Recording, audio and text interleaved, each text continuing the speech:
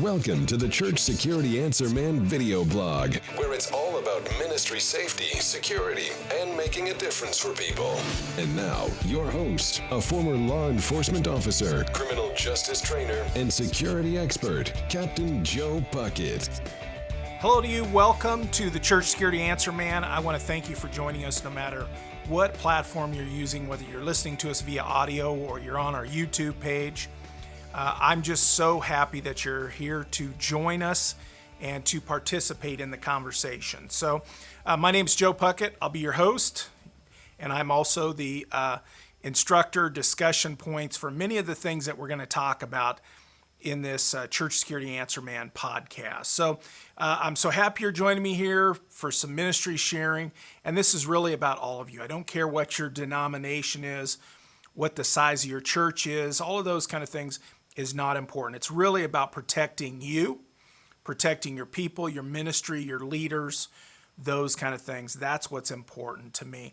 Today I want to talk about coming back from the coronavirus, if you will, those closures, the corona closures, we'll call them. And I think this is an important time. I've had several people emailing me asking for little thoughts on that, and I'm just so happy to dive back in.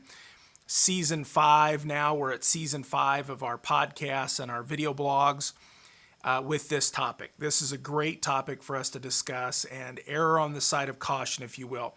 And again, I don't care what denomination. I don't care if you're just an individual who is interested in security.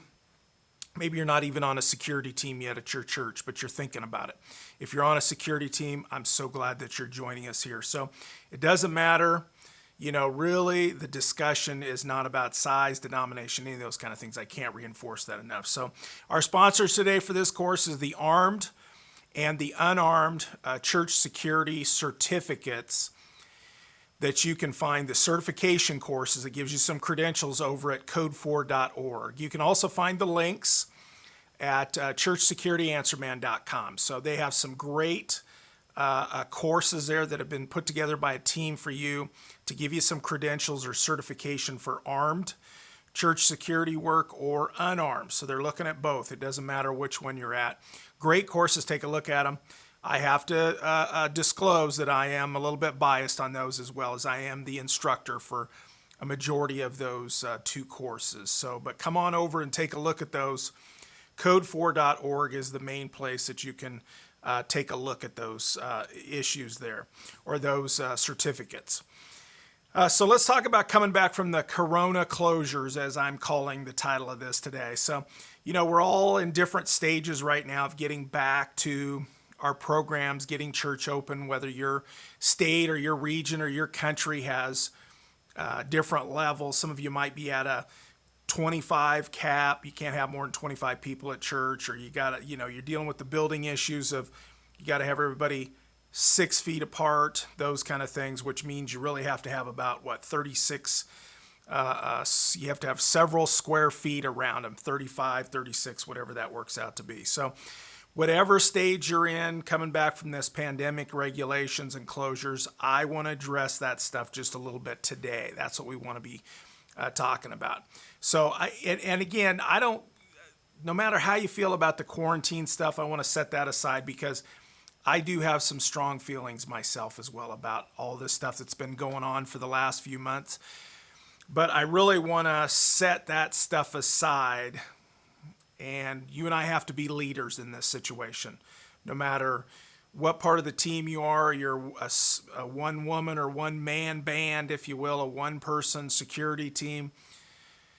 We got to be leaders at this point and look out for the things that we're supposed to look out for. So you're the face of the ministry, and you don't want to forget, you're also in place to protect people and limit the liabilities of the church. And that's important stuff.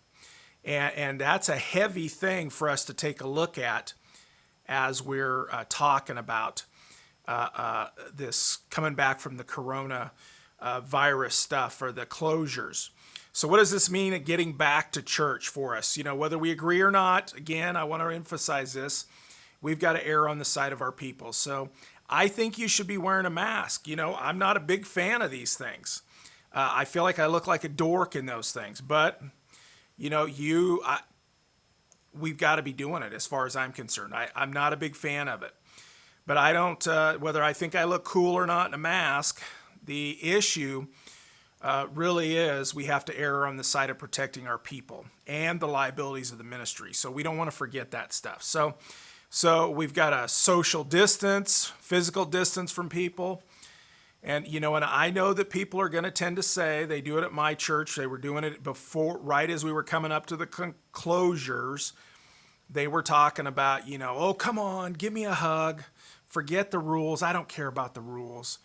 I do have to say, though, a couple of those people I have in mind, by the time we were getting a couple months into this process, they started caring about the rules, especially because they were in an age group that was a little bit higher propensity for these issues. And so it became a big deal. So I think you and I, as church security members, we should care about what the guidelines are or what the rules are. Even though we don't look cool, whatever that looks like, we don't look cool, we don't feel cool, then we have to err on the side of caution, abide by those, and encourage our people to do the same. And we can tell them, hey, soon I'm going to give you a really big hug. It won't be long. I'm going to give you a really big hug, or I'm going to give you a big handshake. But right now we better err on the side of caution and obey the rules, obey the guidelines. So, and I don't agree necessarily with all of them or how long they should be in effect. I'm definitely want to put that out there. And honestly, how effective these things are. I've heard both sides from the same people. 1 minute telling us they're not effective, and a few weeks later they're saying you got to wear them. So I don't know. I don't know what to think about that, but I know that they're the guidelines, and I know we're being told, we need to do it. We need to wear them. And so for the sake of our ministries, I think you and I have to lead in that direction. Those are the guidelines. Those are the rules. And I think you and I, as security members, leaders of a security team, I think we should err on the side of caution. So I'm not telling you to do this if you don't have the regulations.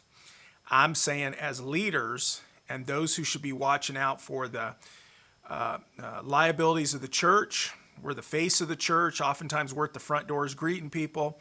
I think if the regulations in your area say you should wear these masks, you should wear them. That's what I'm saying. If they're not saying that, then I'm not telling you to go above and beyond and wear the mask. That's up to you, whatever you want to do there. So just if the regulations are in effect, the guidelines, I have a tendency to want to be there as well, but I don't want to be in that area where I'm trying to be cool and look cool and try to ditch this thing and be cool, even though the regulations say we should. And so I'm saying if the regulations are there, the guidelines, whatever you want to call them, are saying we should wear those masks, then I think we should wear those masks, especially as security people. I don't care what your parishioners are doing or your church members, whether they're following the rules or not, or maybe you have it as a requirement, or maybe your state or region has it as a requirement, then we follow the rules. And so, and here's another side of it. Let's say you don't follow the rules and you're hugging people and you don't wear your mask and you're shaking hands, and now a member of your church gets the virus and dies. And a lot of us have members that are in the vulnerable age groups or population. And let's say one of them gets the virus and dies here coming up. And how are you going to feel about that? I mean, are you going to be wondering if you passed the virus to them? Maybe you had it and gave it to them and didn't realize it, or maybe they had it and you got it and you weren't taking precautions. All of those kind of things. What are you going to wonder if you're transmitting it to people? And what if that comes out and they're tracing and tracking that maybe it was you? I certainly don't want to have to deal with that. I would rather err on the side of caution and do everything that I can, and then find out that even though I did everything I could, something still happened. Somebody still caught it. I caught it. They caught it. Whatever it is, I would rather be erring on the side of caution. So, and what I'm also concerned about is, what if somebody does catch the virus and dies, passes away, that's a member of your church and coming up in the future? I'm not talking about in the past, but coming up here in the future. What if somebody gets that that virus and passes away. And again, how are you going to feel? How are people going to feel around you if you're being cool and not following the rules, the guidelines, cutting corners? What are people going to think about you as a security team leader of the liabilities, protecting the liabilities of people and protecting people in the church liabilities, however you want to look at it. And is it possible somebody will decide to try to sue? I mean, we live in a culture right now where suing people for stuff is just rampant as I see it and follow it. So, so what if they, and you weren't following all the rules? And how does that play out for the liabilities of yourself in the church? And I don't want to be in that position. So, especially in this lawsuit happy, and again, I'm not focused on the lawsuit, just the lawsuit. It's another thing that I would be troubled with the sadness of losing one of our members. That would be one of my main focuses. And I don't want to have that burden or those thoughts in my mind that I could have contributed to that. So I'm suggesting, for everyone's sake, including your own, as church security members, security team leaders, we should probably follow the rules. That's probably a good idea all the way around. And, whatever those rules are, and again, your rules may be less in your region. They may be slacking, cutting back on all these regulations, gloves. I mean, I don't know what that looks like for each of you, but if there's a guideline or a rule, I'm suggesting that we follow that. Besides, this is a security principle. This really is a security principle here that we're talking about. It's following the rules, being a leader, going above board, being the best example to people, to others that we can. That's all part of a security principle, and that's important. We're supposed to be the professionals. We're supposed to be the leaders, and we're typically in the eye of the congregation as they come through our lobbies and our front doors and see us out in the parking lots and waving to them and that kind of stuff. We're kind of in a leadership role, and we should be taking the lead and protecting the liabilities of our church at the same time. So if you follow these virus prevention guidelines, then, I think there's another benefit, and that is that people are going to get the sense that you are watching out for them. So, your older guests are going to be, the more they think about this, the more they're going to realize that you're taking care of them. You're watching out for them. So, tell them, you'll give them a big hug when this stuff is over, but not right now. You can't hug them right now. And we can laugh it off a little bit. I'll give you a big hug later. Right now, they tell me, and I don't know who they is, but we can use that. They tell me we can't hug right now, so I got to follow the rules. But I want to give you a big hug as soon as this stuff is over. So, and I think a lot of people, even though that might be a kind of a rough moment, I think a lot of people in the end, especially our vulnerable folks, those who feel vulnerable, especially, are going to appreciate that you're watching out for them and be more comfortable with you in the future, that you're watching out for things. So, and this stuff, when we talk about this is going to be very far reaching beyond next week or next month. So the effects of this. So you and I can turn it into a positive, that people know you're watching out for them, and that you're paying attention to things for them. And that's what I want for you. What's going to be, people who have been through stuff, remember these things for years to come.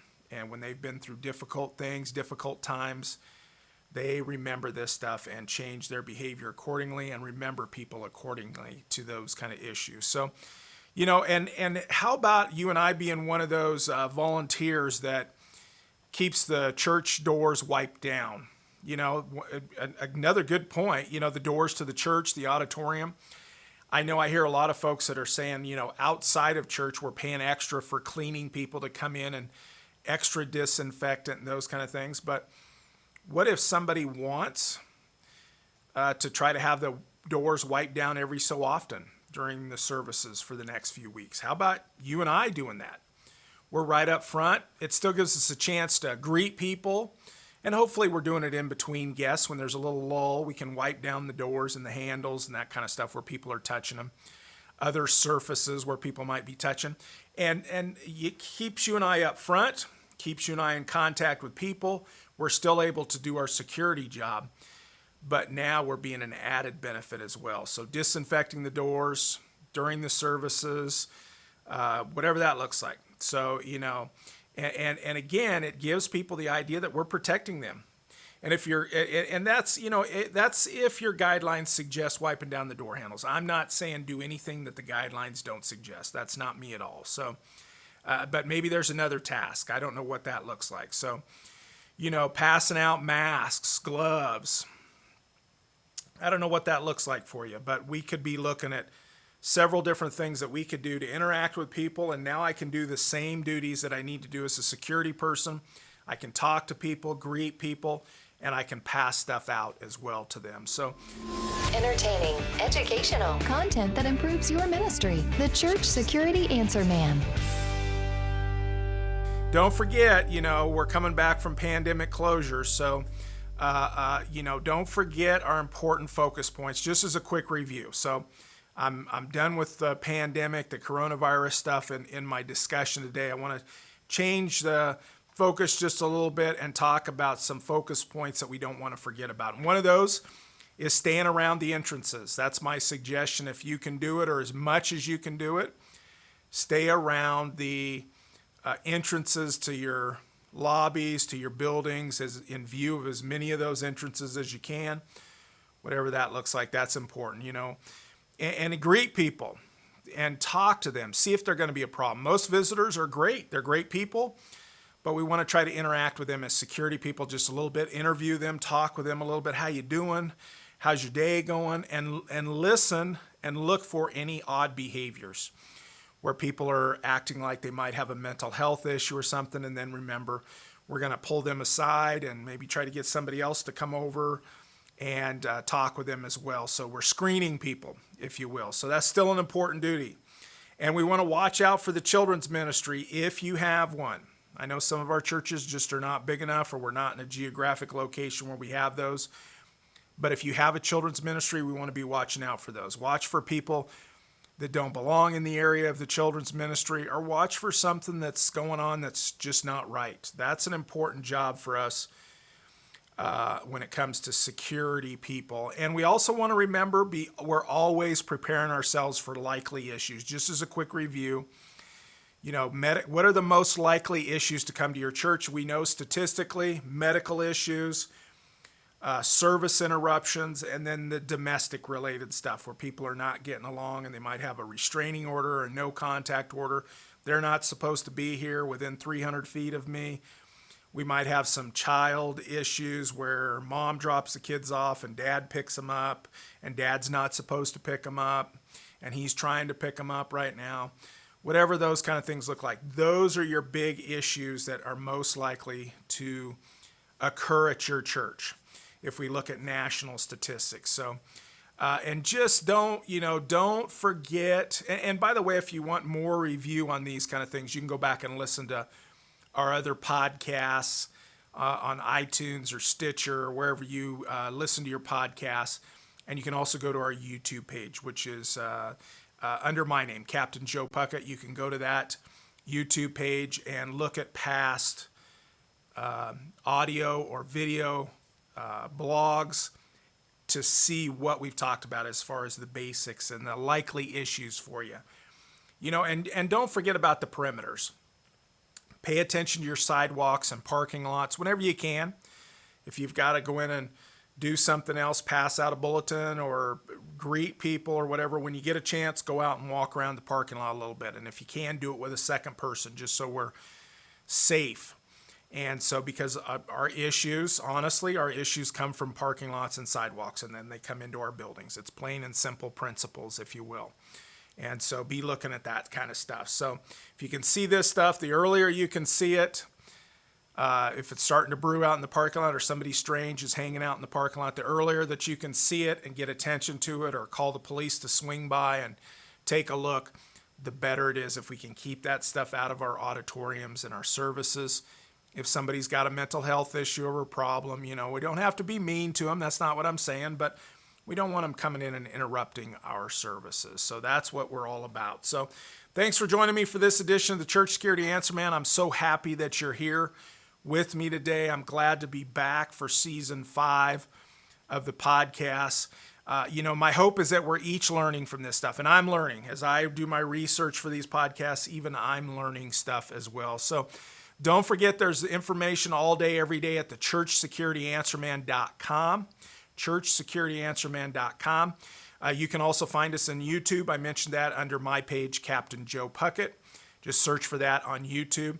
And subscribe to that page. That way you'll get little notices of when these new video blogs come out. And we're shooting these in video, and we're creating editing into audio as well. So there's lots of places that you can find us at multiple platforms: public radio, iTunes, Stitcher, SoundCloud. There's all kinds of places where you can find our audio or video type stuff. So, and you can certainly always go to the churchsecurityanswerman.com, get some free stuff while you're there. There's free forms, free little booklets to give you some ideas and help you with your program. So also, especially if you're on YouTube or you make it over there, scroll down and leave me a comment on what you like. Do you like the new orange background for this season?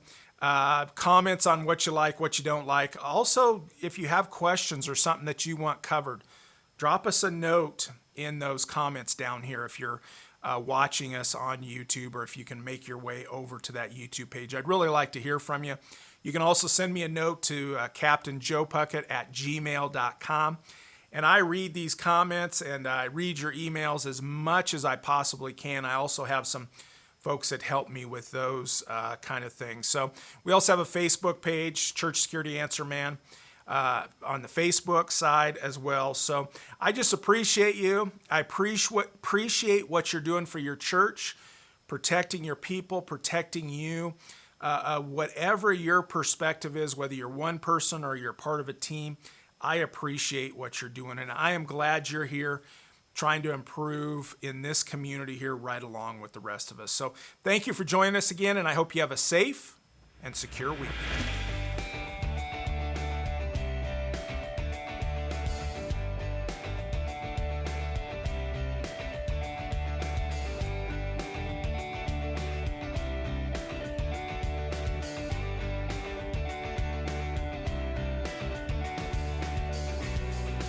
Thanks for watching the Church Security Answer Man video blog. Get more by joining us anytime at churchsecurityanswerman.com.